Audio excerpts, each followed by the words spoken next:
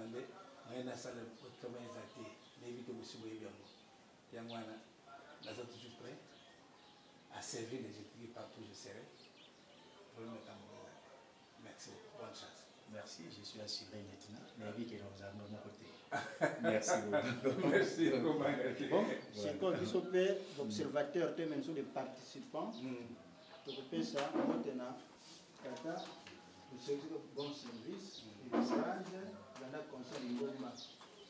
Parce qu'on est salé la tête. Mais il y a la pause de l'Ingoma, il y a ça. Merci. Papa, merci. Mais nous sommes à Bissot, et ce qu'il a été, c'est la continuité. Oui. Donc, courage, là, vous allez. Ici, vous avez additionné. Allez multiplier là, vous allez mener. D'accord.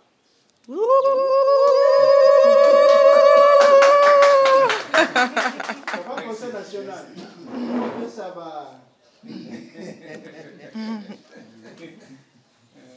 Bon, président, félicitations. Vous savez, il n'y a pas si, et puis si nous avons la passe. Là où il y a blocage, on comprend que venez poser réponse. Merci. Plein succès. Merci.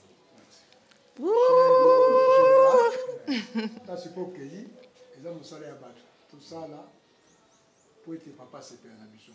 D'accord. Courage.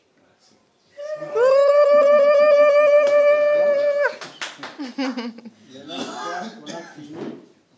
Papa comme en fonction. Michael Sololi, pour l'intérêt de l'Ingomba,